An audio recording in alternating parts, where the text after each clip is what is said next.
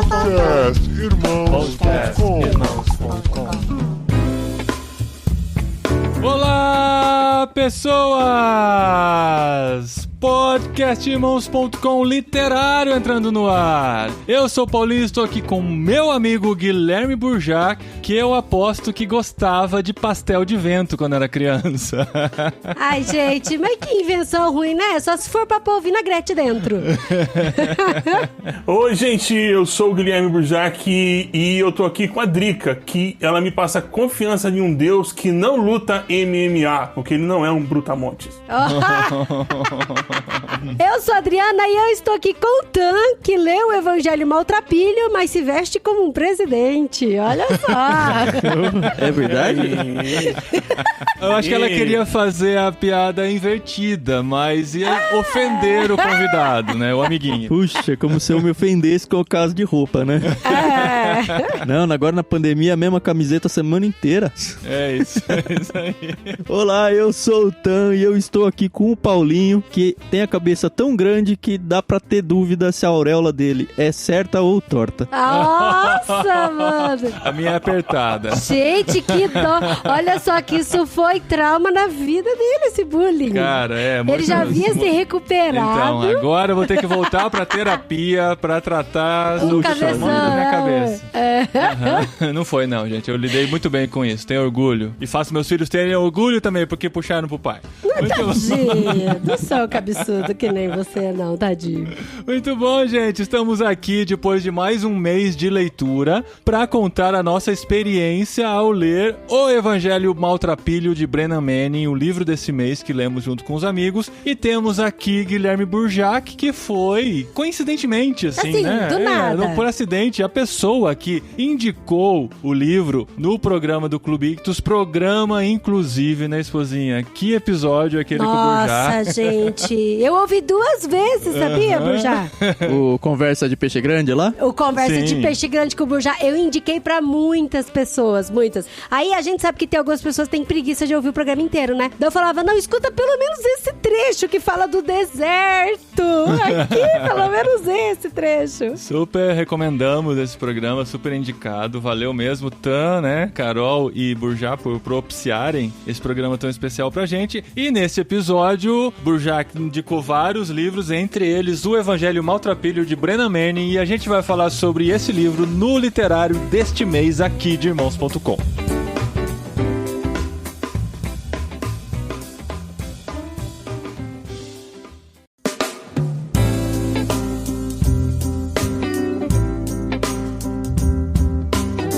Muito bom, gente. Olha só que experiência a gente poder ler esse livro. É um livro que há muito tempo ouço falar e tinha muita vontade de ler, só que as coisas vão passando e tal. E se a gente não assume o compromisso juntos de ler, às vezes acaba não acontecendo. Então foi legal cair no nosso colo essa oportunidade e ter um contato com um livro que eu, no último episódio deu pra perceber que eu não fazia nem ideia do que se tratava o livro e fui ler com o coração aberto simplesmente porque pessoas que eu admiro me indicaram. Só que assim, vamos pular a primeira parte importante, que é uma palavrinha antes de começar, em que o Brennan Manning explica o propósito do livro e pra quem ele é. A partir do primeiro capítulo, se não fosse o Burjac que tivesse indicado, Sim. se não fossem amigos próximos que eu admiro, se fosse, sabe aquele tipo de pessoa que vai te recomendar um filme, recomenda aquela comédia do Adam Sandler, aí você fala, putz, eu não confio no que essa pessoa recomenda. Podia ser o Will Ferrell. Exato. Se essa pessoa que me indica comédia Clique, do Adam Sandler, me indicasse esse livro e eu começasse a ler o primeiro capítulo, eu ia falar, então já sei por que essa pessoa me indicou. É a cara dela esse livro. Porque a primeira impressão que dá é que é um livro meloso, digamos assim, né? Porque ele vai falando do amor e da graça de Deus. Se lido Do com paizinho. olhos errados... Exato, o Abba. paizinho. Se lido com os olhos errados, vai trazer uma impressão de graça barata. Eu acho que a gente vai falar sobre tudo isso aqui nesse O episódio. que você tá dizendo é que se você tivesse ouvindo com a voz da Ana Paula Valadão no fundo, você não conseguiria ler o livro inteiro sem derramar em prantos? É isso que você tá dizendo assim? Não. É que assim, a gente gosta, eu tenho a tendência de gostar mais de livros mais provocativos, de livros que vão me colocar de frente comigo mesmo, ou de me colocar de achar os meus erros e de me desafiar. Exato, mas eu tô falando da primeira impressão, porque o livro é simplesmente ele falando do amor de Deus que alcança todos nós, esse amor inexplicável, esse amor imerecido, a graça fantástica de Deus. E se você é do tipo de pessoas que pula, né, prefácio e pula introduções, você pode perder uma explicação muito importante, que é como ele começa o livro explicando para quem esse livro foi escrito. E quando você entende para quem esse livro foi escrito, talvez você não se coloque necessariamente naquele grupo de pessoas, mas você consegue ler com aqueles olhos. E no fundo, o livro vai conseguir falar com você também, por você estar disposto a ler com os olhos diferenciados. E é muito legal como o Brennan Manning já se prepara, né? Já se precavê, sabendo que esse livro podia ser mal interpretado. Então ele já faz aqui uma palavrinha antes de começar, que é tipo o prefácio do livro, né? Onde ele faz os seus disclaimers iniciais, né? Então ele já começa falando aqui: o Evangelho Maltrapilho foi escrito com um público leitor específico em mente. Esse livro não é para os super espirituais, não é para os cristãos musculosos que têm John Wayne como herói e não a Jesus. Não é para acadêmicos que aprisionam Jesus na torre de marfim da exegese. Não é para gente barulhenta e bonachona que manipula o cristianismo a ponto de torná-lo um simples apelo ao emocionalismo. Não é para os místicos de capuz que querem mágica na sua religião.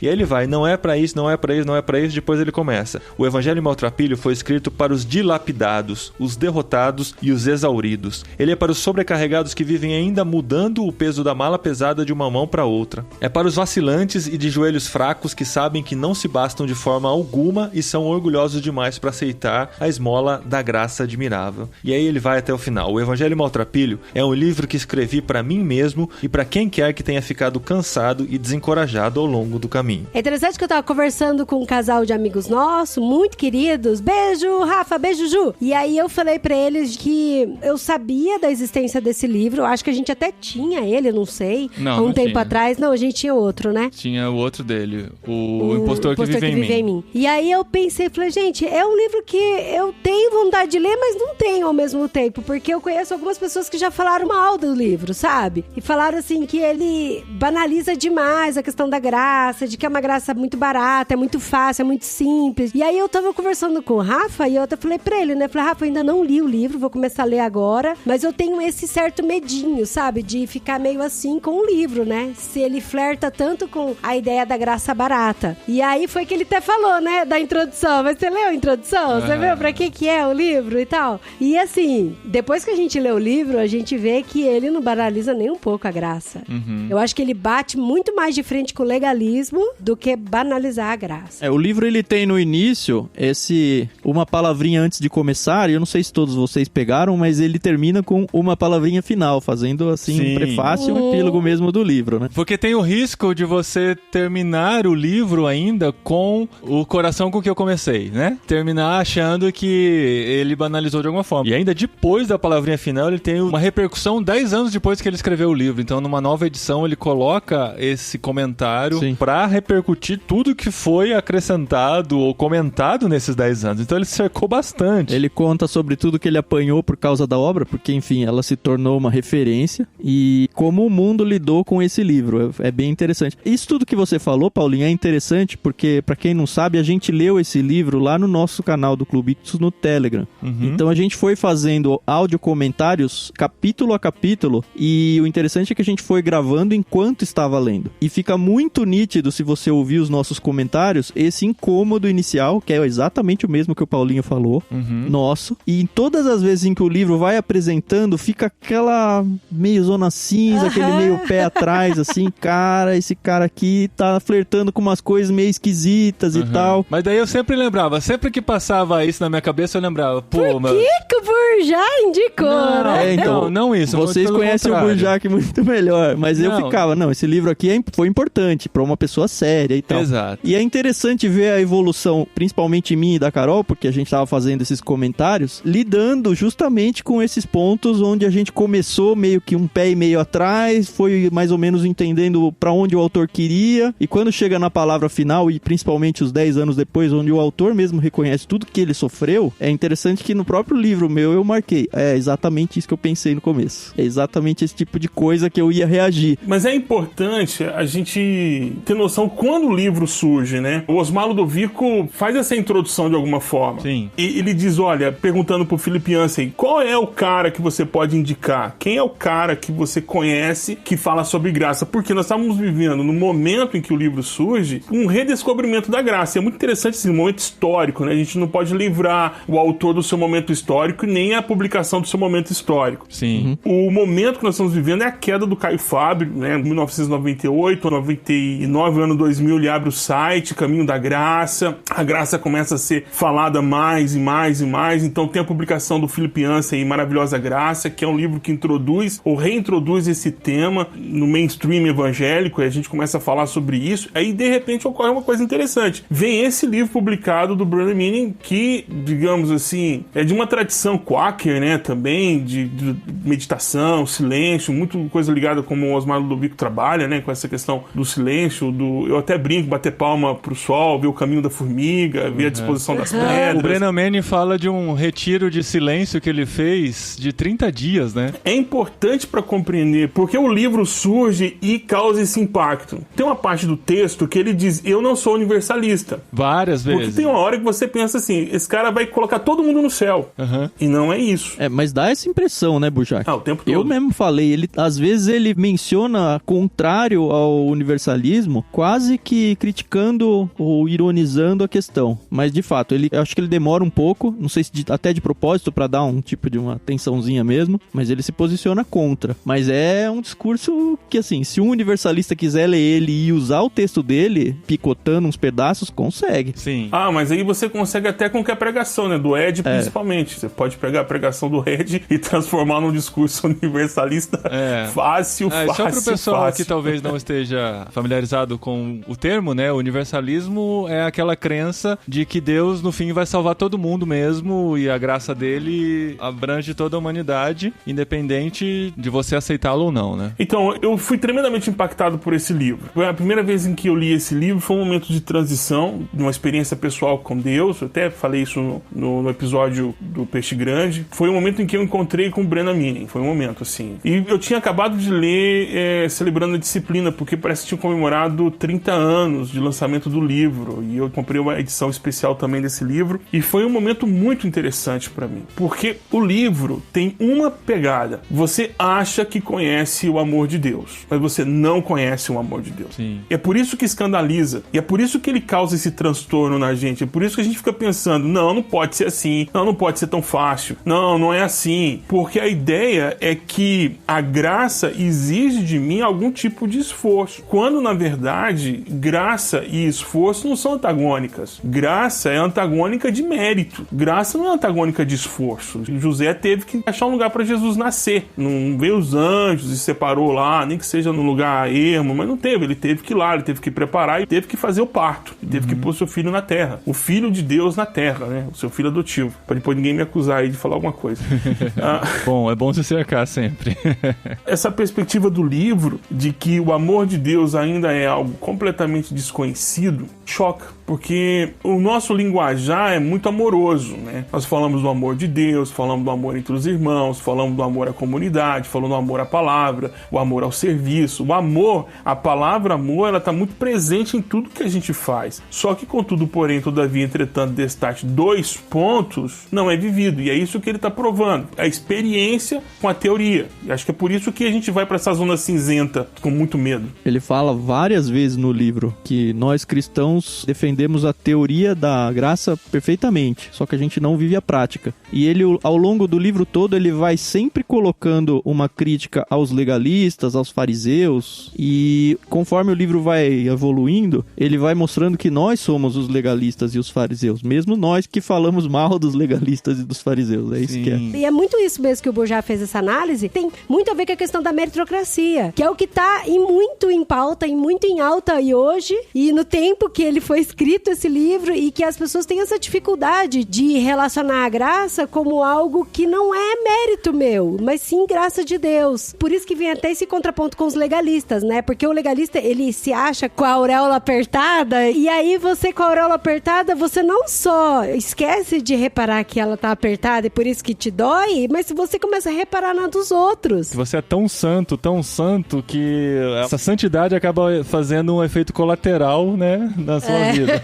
Que deixa você com dor de cabeça. Né? Exato. Aí aqui no começo do livro ele fala assim, ó: quando sou honesto, admito que sou um amontoado de paradoxo. Creio e duvido. Tenho esperança e sinto-me desencorajado. Amo e odeio. Sinto-me mal quando me sinto bem. Sinto-me culpado por não me sentir culpado. Sou confiante e desconfiado. Honesto e ainda assim sincero. Aristóteles diz que eu sou um animal racional. Viver pela graça significa reconhecer toda a história da minha vida, o lado bom e o lado ruim. Ao admitir o meu lado escuro, aprendo quem sou e o que a graça de Deus significa. Como colocou Thomas Merton, um santo não é alguém bom, mas alguém que experimenta a bondade de Deus. Então é interessante que isso vai muito contrário com a meritocracia mesmo, né? Mas é você mergulhar a fundo e entender o amor de Deus, a bondade que Deus tem com a nossa vida e da sua misericórdia que é renovada todos os dias. E aí eu falei, não, esse livro diz muito mais a respeito sobre o meu olhar para a graça de Deus do que meu olhar de julgamento com o próximo. E aí isso pra mim foi um tapa na cara. É isso que é legal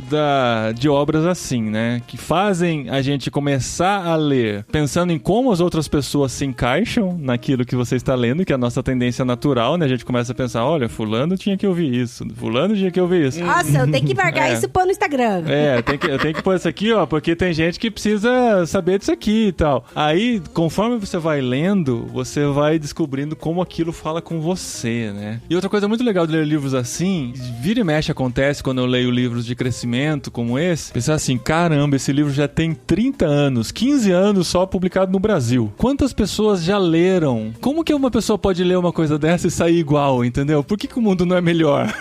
Por que as igrejas não são melhores? Mas quantos livros a gente não passa por isso, né, Paulinho? Mas a gente esquece, né? Esse é o problema. A gente esquece. Daqui a um tempo a gente cai nos mesmos erros de novo. Eu acho que a primeira parte é fazer a gente conseguir o máximo possível de convencer pessoas a lerem esses livros. A pessoa não lê, né? Começa aí. E aí depois a gente começa um movimento, mesmo que seja no 1 a 1, sabe? Cada um cuidando de si, da sua família, para que os cristãos, a família cristã, a igreja cristã, no seu sentido mais lato possível, consiga crescer e mudar de fato o mundo, para que daqui 15 anos não estejamos ainda iguais, né? Eu tive essa mesma impressão quando eu li o livro do Henry Nouwen, O Tudo Se Fez Novo, que hoje tá com um título novo. Ai, esse livro é muito bom, gente. Eu li esse livro assim, eu falei, como que ainda existe gente ansiosa no mundo? Por quê? Se existe um livro tão completo sobre isso, sabe? Pra mim, o melhor livro de ansiedade é esse. Eu já li várias vezes e continuo ansiosa aí, amor. Ó. Então, a gente é muito ruim de viver o que a gente aprende. A cada capítulo eu chorei. Sim, eu chorei na primeira leitura, chorei na segunda leitura, porque eu li de novo pra poder vir fazer aqui com vocês. E o contato que você tem com o livro depois, um pouco mais amadurecido, é muito forte. Principalmente o texto que ele fala sobre a segunda chamada, quando Jesus te chama, porque foi exatamente o que aconteceu comigo no mesmo período, sabe? Entre os 30 e 60 anos, em que Jesus te chama para um balanço. E é muito forte, porque eu mudei de país, eu tô aprendendo a falar uma outra língua, tô aprendendo a problematizar em outra língua, vivendo uma situação de pandemia, no ano de 2020, pra você que tá ouvindo esse episódio, já aconteceram os ataques zumbis ou ainda não? É meu momento TikToker. Ainda não, mas né... Se você que tá ouvindo ainda, olha, sofremos aqui com a pandemia no mundo todo, aqui na Espanha foi muito complicado, ainda tá sendo muito complicado por conta dos rebrotes que tem por aqui, né? Apareceu de novo o vírus. E você faz um realinhamento das coisas que você tem que fechar com Jesus. Então hoje, por exemplo, foi o dia em que eu cheguei a uma conclusão que vinha há muito tempo tomando no meu coração, mas ainda não tinha, assim, declarado em voz alta e de forma pública. É que a transição do ministério físico para conteúdo digital, entende? Entender essa nova dinâmica de relacionamento, sair do analógico e compreender isso, para mim foi uma mudança muito radical, muito radical. Eu digo porque em 2017 eu preguei 35 semanas fora da minha casa, eu viajei 35 semanas em 2017. Tava no Brasil ainda, né? Tava no Brasil, em 2018 recluso em casa mais ou menos, né? Mas andando pela cidade, conhecendo os outros lugares, mas em 2019 nós ficamos reclusos mesmo porque a documentação deu problema, a nossa documentação, e 2020 veio a pandemia a partir de março. Então, como eu tenho uma enfermidade autoimune, eu não posso ter contato. Tomo remédio para baixar a minha imunidade, então eu não posso ter contato com o vírus. E eu fiquei recluso em casa. Desde o dia 12 de março até o dia de hoje, nós estamos gravando esse episódio, em setembro, eu tô recluso. Eu saio para ir ao médico apenas, não faço outra coisa. Entender essa transição, essa leitura desse trecho, eu falei assim, cara, Jesus me chamou para conversar e eu não tinha entendido. E falou, olha, temos um segundo chamado para você. Agora, leva a sério a questão de produção de conteúdo digital, porque é isso. É por essas vias que a gente vai trabalhar.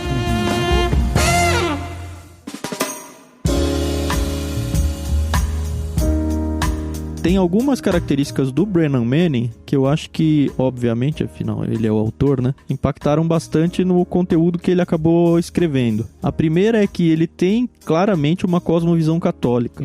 Então, eu acredito, não tenho ideia, não sou católico, não conheço católicos a ponto de discutir isso, mas assim, olhando de longe, a impressão é que os católicos, eles têm essa questão da graça versus meritocracia ou versus obras aí, muito mais intensa do que nós evangélicos. A segunda é que ele, de alguma forma, ele rompeu com o catolicismo, porque ele se casou, ele não foi celibatário, ele foi praticamente, não sei se chegou a ser expulso da igreja, mas ele foi mal visto de alguma forma, isso fica claro ao longo do livro. E a terceira é o fato dele ter sido um alcoólatra, e ter se tornado um alcoólatra já cristão. Então ele tinha uma cosmovisão cristã, passou pelo alcoolismo, passou pela experiência de Alcoólicos Anônimos, e passou por essa coisa, ele até dá um exemplo no livro sobre alguns casos dentro do Alcoólicos Anônimos, mas ele passou esse negócio de eu preciso totalmente da graça, porque eu não tenho nenhuma condição de por mim mesmo resolver a situação. Eu não sei se vocês acham que esse pano de fundo ajuda muito no livro ou não. O que vocês pensam disso? Isso é legal porque ele tinha uma cosmovisão católica sobre a graça, e ele fala sobre isso também, mas também sobre a questão dos pecados capitais, e isso aparece muito no livro. Venial e capital, né? Ele fala num capítulo inteiro. Em todo o texto tem um parágrafo em que isso é citado, isso é falado, e também pela perspectiva cristã da salvação, porque a salvação pela graça. Então, eu acho que ele uniu muito bem. E no final do livro, né, quando ele vai fazendo as reticências, ele diz lá que o livro foi muito bem aceito na comunidade entre alguns católicos, mal aceito em algumas comunidades evangélicas, porque falar da graça pro público americano não é fácil.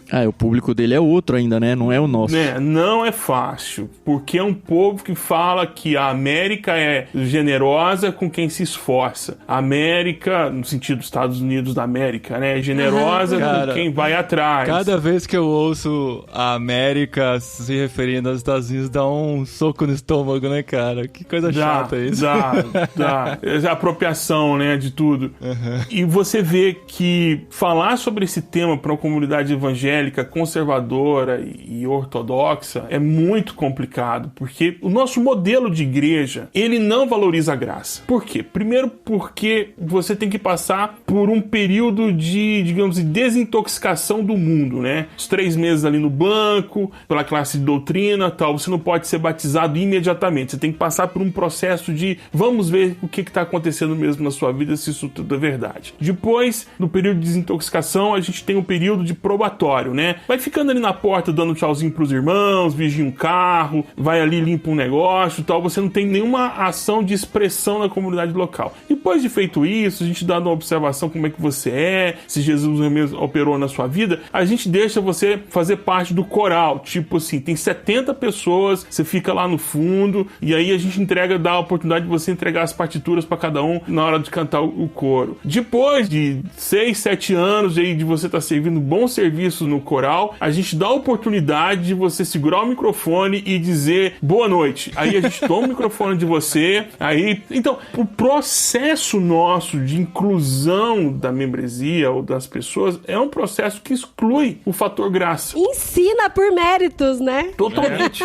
Tudo é mérito. Até aquele conceito extra-bíblico que a gente tem de excelência, não, eu vou apresentar o melhor para Deus, isso é darwiniano. Quer dizer, só os melhores, os piores são o irmão que canta desafinado, o irmão que só sabe 3 acordes, ou o irmão que não tem uma boa dicção. Esses são são desmerecidos do processo da vivência coletiva da igreja, porque tudo é muito, muito certinho, né? Até aquele irmão que ora demais, aquele irmão que ora muito, né? Ele não é convidado para orar em público, porque tem tudo cronometrado. Então, nós não valorizamos o processo da graça. É verdade. Nadinha. Tudo é mérito. E quando eu falo que dá dor no estômago de ouvir os americanos falando que os Estados Unidos é a América, não é o caso do Brennan Manning nesse livro, tá? Foi só o exemplo que a gente citou. Sim, é verdade. E ele realmente vai na contramão, né? De toda essa visão meritocrata aí que nos incomoda a todos bastante. E a gente entender que a graça... Cara, eu amei o exemplo... A Adri fala que ele não é muito bom nos exemplos, né, Adri? Ah, não, gente, ele tem um monte de exemplo ruim. Desculpa falar. Tinha exemplo que eu lia e falava, nossa, amor, eu entendi o que ele quis dizer, mas o exemplo é ruim demais, gente. É ruim Eu gostava. Aí, não me incomodou, não. Nossa, tiveram vários exemplos, não foi nenhum. Nem dois. Chatice da Adri. A do beijo no rosto me fez chorar pela 4ª vez. A dos Amish, né? Não, Aquela da menina da boca torta que teve o... aquela é forte. A do mas beijo no rosto da praia, que você tá falando? Da praia. Da praia, eu fiquei emocionada. Da praia. Mas Nossa, tem muito beijo, gente, pera aí. Não, esse da praia eu fiquei, cara, que bonito, mas... Eu queria ver se alguém chegasse do nada e te desse um beijo na praia, Adri. Vai ter que contar o exemplo pra quem não leu, então. Ele foi participar de um retiro de silêncio e oração. Ele era um dos preletores. Sim. E antes de acontecer o retiro, ele entrou em contato com todas as pessoas que se inscreveram e pediu pra eles, eu quero que vocês escrevam numa folha o que vocês querem encontrar com Cristo. Que tipo de presente vocês gostariam de receber, pelo qual a gente vai orar junto. E aí uma mulher escreveu assim, eu quero experimentar o amor de Deus porque eu nunca experimentei, nunca senti o amor de Deus. Aí ele respondeu pra ela falando assim, olha, eu faço da sua oração a minha também. Então vamos orar isso por você. Uhum. Eles foram pro retiro e tal, aí a mulher acordou 5:30 da manhã e foi caminhar na praia. E aí ela caminhando, aí ele cita, né, a água gelada nos pés, subindo pro tornozelo. Aí ela tava caminhando, aí ela olha assim no horizonte, vem vindo um rapaz, mais ou menos de uns 15 anos, mais ou menos, um jovem, e uma mulher caminhando atrás. Aí o rapaz passa por ela, aí a mulher passa e vira e dá um giro de 90 graus assim, dá um abraço na mulher e um beijo no rosto dela. Uhum. Muito carinhoso. E disse, Total eu te amo, né? eu te amo. E assim, completamente desconhecido. Aí ela ficou assim em choque, aí ela volta pra casa. A hora que ela volta pra casa, ela conta pro Brennan Manning, né? Hoje eu experimentei o amor de Deus. Isso me toca muito, porque é exatamente essas coisas que eu vejo nos filmes que retratam histórias bíblicas. E tem gente que desce a lenha, mas são filmes que, poxa, eu penso assim, o conjunto da obra foi muito feliz. Noé. Não sei que não é o tópico daqui, mas o filme Noé. Tem uma cena em que Noé quer matar todo mundo, quer matar a criança. Aquilo me impactou de uma forma tão... Falei, cara, o cara ama tanto a Deus e se considera tão pecador. A ideia é que ele foi um felizardo, mas que ele não quer continuar, não quer a raça humana, porque ele não entende a graça de Deus. Por que você quer me dar uma filha, uma neta, numa situação em que a raça humana está toda destruída e eu não presto? Por que a gente vai continuar com isso? Eu reconheço que não presto. Por que você quer continuar com isso? Então, o senhor já não deu conta de fazer isso, eu mesmo vou fazer. E quando ele vai fazer, ele não faz porque ele entende a graça de Deus. E é um momento de explodir a cabeça. E ao contrário da Cris, a Cris ou da Drica, que não gostou das... Desculpa, viu, Cris, que tá ouvindo aí o áudio, não é culpa sua. Qualquer Cris. Mas com a Adri ele não se desculpou, não. Né? A Drica. Achei as histórias muito legais, a do que ocorre quando ele tá internado, do assistente lá, né, do líder que chama o outro e fala sobre a mentira, em que ele põe em risco a saúde e a vida da filha. Foi impactante porque, olha só, o cara tem que contar a história ou a Drica pode contar? Ela conta melhor do que eu. Não, mas eu só quero fazer uma justificativa. Por exemplo, essa história aqui do beijo do Eu Te Amo, esse eu gostei. Eu achei tem que várias foi... histórias muito boas, gente. Então, mas tem outras que eu achei que ele não concluiu, sabe? Mas também é um recurso dos autores americanos, né? Parece que é um padrão editorial. Para você entrar num assunto, você primeiro introduz o assunto para uma realidade da vida, e depois vem... Aí lá no meio do capítulo que o cara vai dizer, olha, eu tô falando disso, viu? E aí ele começa a emendar. O Max Lucado faz muito isso também, né? Mas isso aí é homilética, né? Exposição, ilustração, aplicação. A gente aprende no seminário. Infelizmente, né? Conta essa do hospital, que essa é boa. Conta aí, Chico. Então, no hospital ele tá num centro de recuperação e aí tem o líder do centro de recuperação e tem um momento em que eles vão fazer um confronto confronto, né? Uma confrontação, e aí tá, a pessoa que vai ser confrontada é um empresário bem-sucedido, mas alcoólatra. E aí ele pergunta, você se considera alcoólatra? É essa a ideia, né? Ele diz, não me considero alcoólatra. Quanto que você bebia? Bebia... E foi contando como e dava 8 drinks no dia. Aí ele pega o telefone, né? E tem uma caixa de som pra todo mundo ouvir a outra pessoa do outro lado da linha, e ele liga pro barman do bar onde o cara ia todos os dias e pergunta, e aí, como é que é esse cara aí? Ele falou, ele é gente boa demais. E como é que era? Não, ele entrava aqui, só ia embora depois de ter bebido, sei lá, 16, 17 drinks, eu não vou lembrar aqui a quantidade exata. E ele levanta da cadeira, né, o cara que tá sendo interrogado lá, e aí ele levanta, fica nervoso, é mentira, é um absurdo, e aí beleza. E o outro vai e pergunta pra ele, você dá-se bem com seus filhos? E ele responde, sim, eu saí com eles pra pescar, ensinei. Não, olha, fala a verdade, porque ninguém dá bem com os filhos todo o tempo da vida. Em algum momento você teve alguma crise, você foi injusto com um dos seus filhos. Bom, eu tenho a minha filha, mas eu não consigo lembrar o que é. E ele falou, você não consegue lembrar o que é? Eu falei, não consigo lembrar o que é. Ele pega o telefone e liga pra esposa. E a esposa vai contar a história. Aí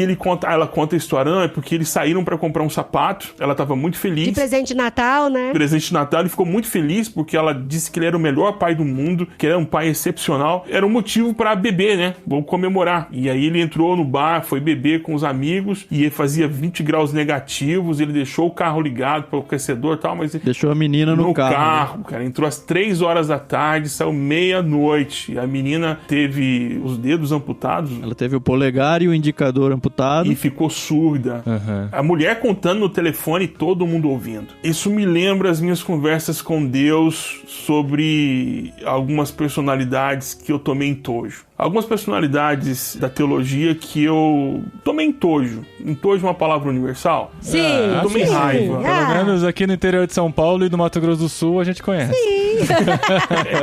Então eu tomei raiva da pessoa ao ponto de não conseguir ler o que ela escreve, ao ponto de não ouvir o que ela fala e tomar raiva de quem gosta dela também. É ranço. A palavra atual pra isso é ranço. Tomei ranço. Cancelei a pessoa.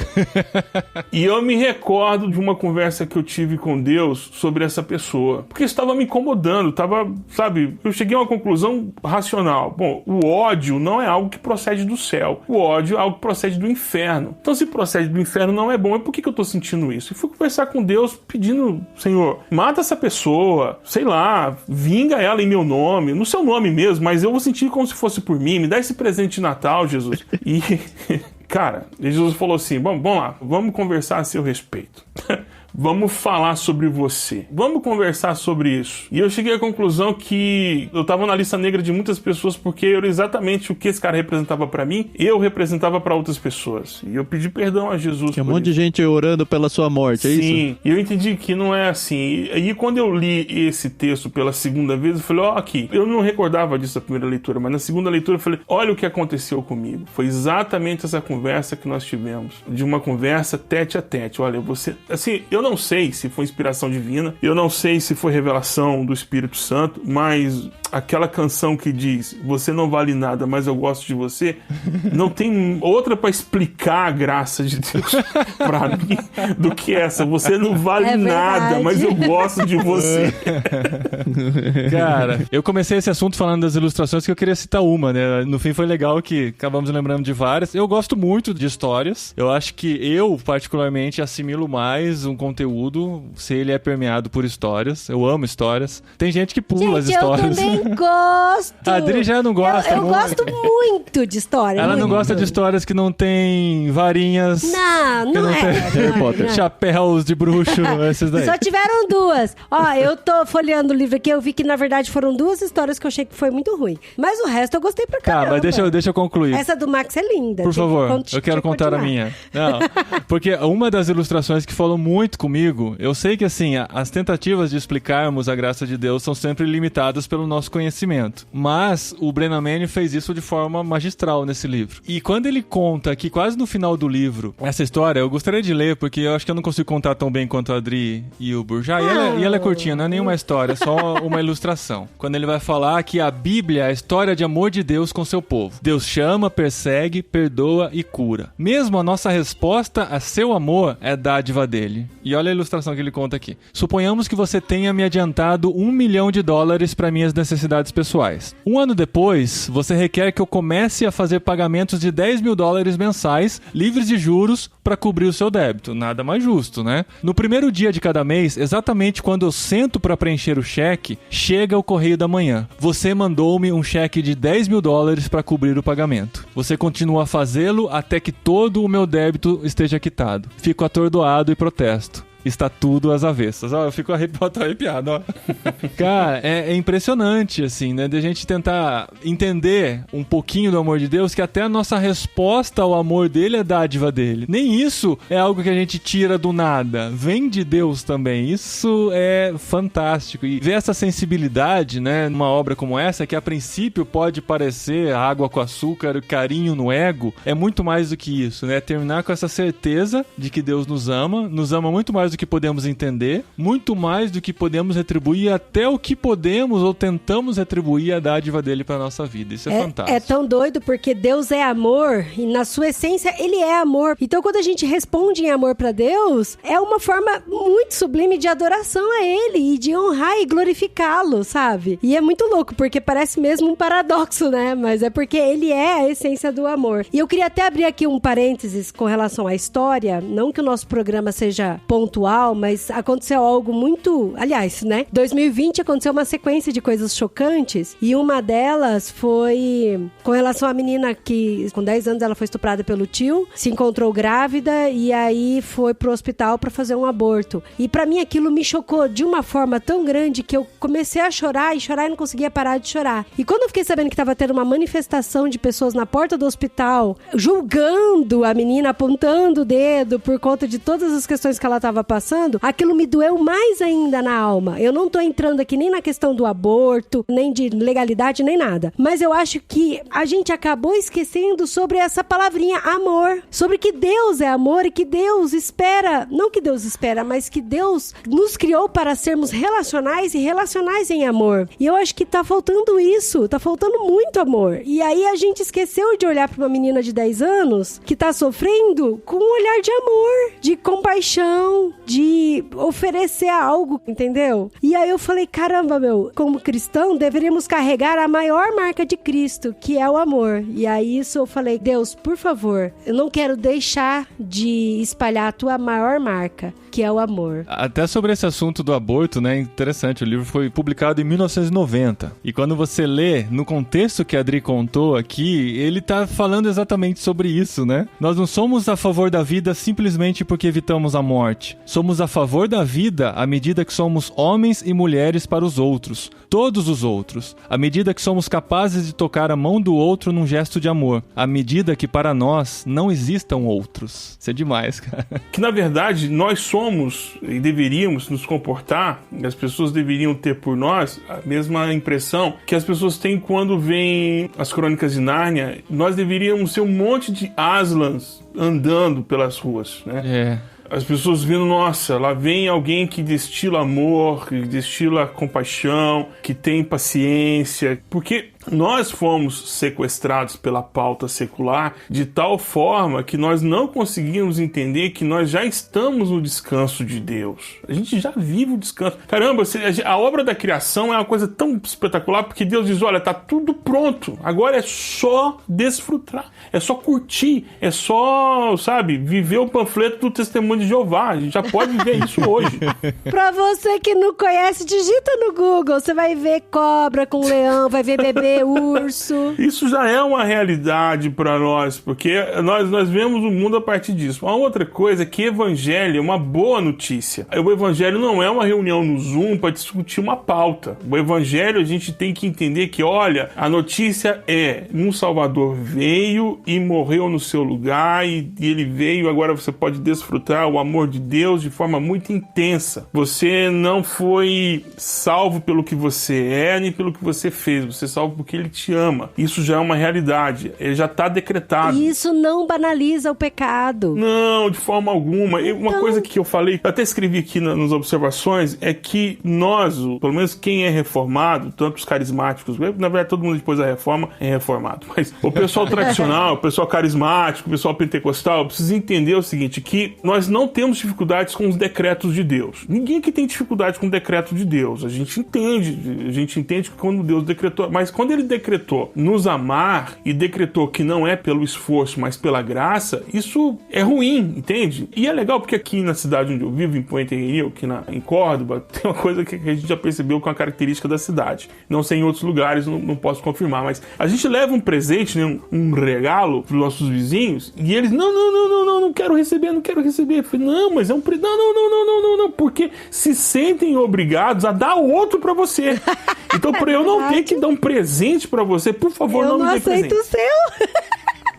É muito isso. Entendeu? Eu não quero receber. É que a gente não entende que Deus já fez por nós. E me ajudou muito esse livro no Ministério Pastoral. Porque quando eu via e ia aconselhar pessoas passando por crises, eu entendi que ali tinha alguém igual a mim e que naquele lugar é uma pessoa que naquele momento não sou eu, mas que poderia, a qualquer instante, eu ser a pessoa que estaria passando por aquilo. Então, um olhar de graça, um olhar de misericórdia, um olhar de complacência, sabe? Para não ser tão duro com as pessoas como nós somos. No caso do aborto, por exemplo, me chocou também, né? Contextualizando, porque as pessoas queriam saber se a gente era a favor ou contra. Olha, não é hora para isso. A hora que eu tenho que perguntar é o seguinte: quem tá cuidando dessa menina? Quem está cuidando da família dessa menina? Quem está cuidando das pessoas próximas dessas pessoas? Quem está destilando amor e não ódio? Quem está julgando?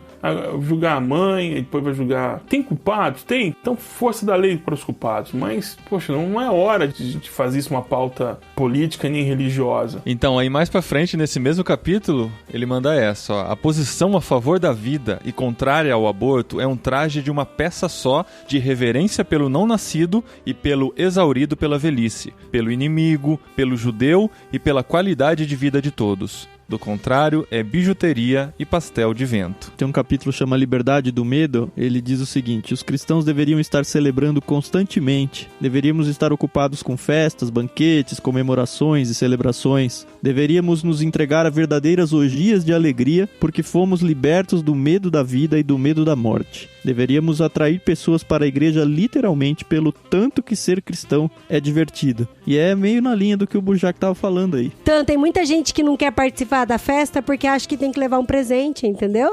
Porque se eu participar da festa, eu vou ter que fazer uma festa também. Então, as pessoas falam, eu tenho medo de conhecer a Cristo e depois virar escrava dele e ter que dar alguma coisa pra ele. No entanto, depois que a gente verdadeiramente conhece a Cristo, a gente dá com alegria justamente por causa da graça dele, né? É um negócio que as boas obras aí, elas não são um tipo de recompensa a Deus pelo que ele fez. É um negócio que, cara, se você me ama desse jeito, como que eu não vou fazer um negócio desse? Muito bom.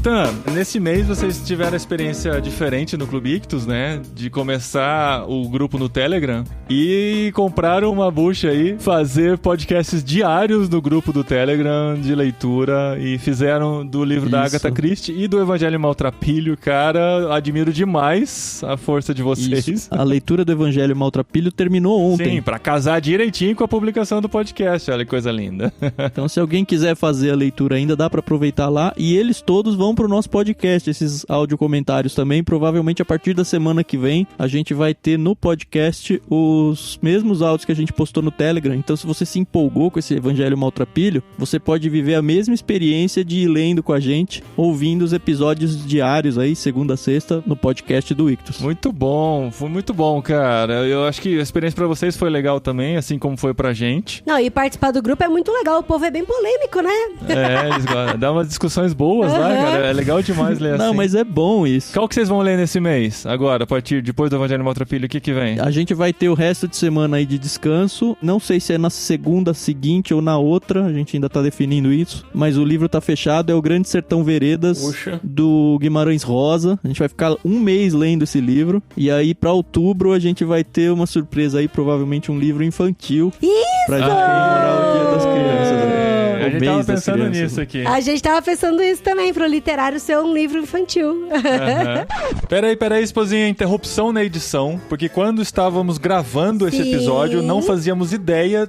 Na verdade, assim, a gente pensava em livros pra fazer no literário, mas ainda não tínhamos concluído, né? A gente pensou em fazer o Grande Sertão Veredas, mas, gente, não rola. Não ia dar tempo, porque a leitura coletiva do Ictus vai começar na semana que vem só e vai terminar depois da publicação do próximo episódio. Não ia dar pra correr e tal.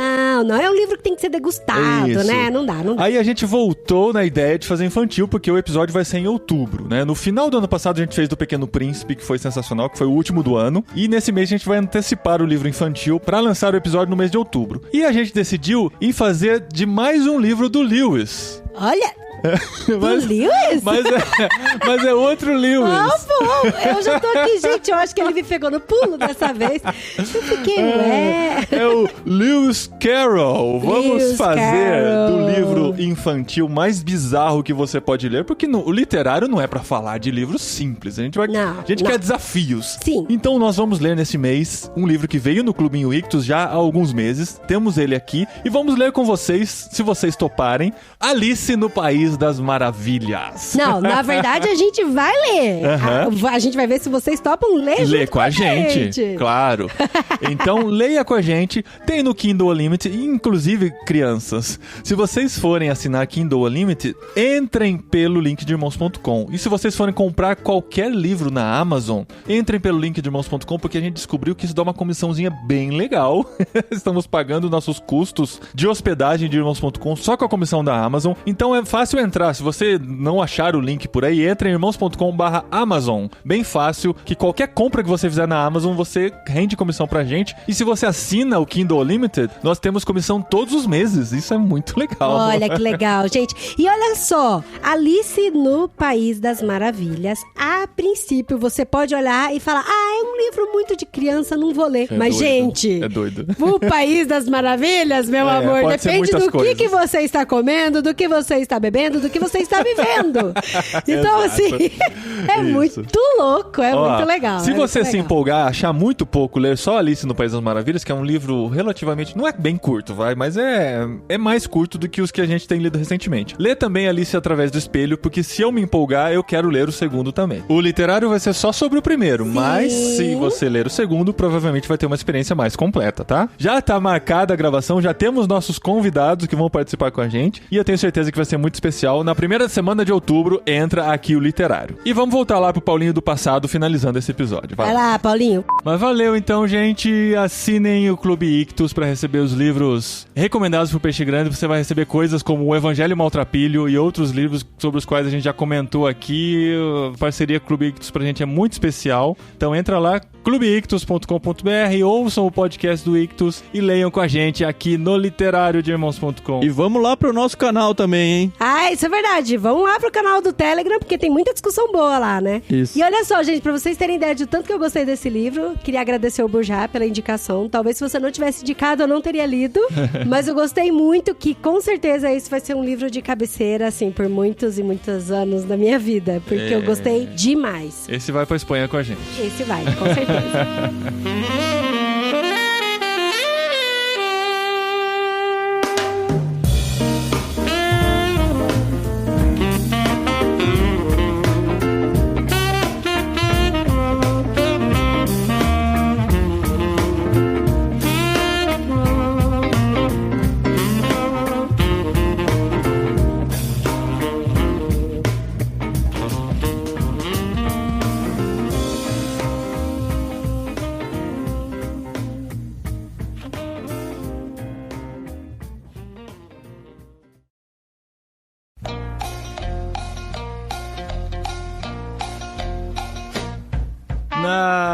Como chama isso? Orelha. Não, essa ficha catalogal aqui, né? É isso? É. Ficha catalográfica. Na ficha catalográfica, aparece aqui como biografia. Aí eu falei, tá, então é a biografia do Brennan Mann e tal, mas não é exatamente a biografia, apesar de ele contar várias histórias da vida dele. No meu tá escrito bibliografia. Então foi por isso. Mano do céu, pô, vai ter que deixar isso, pelo amor de Deus. Nem que seja pra ir pro final do programa. Sério. Nossa, gente. Que droga.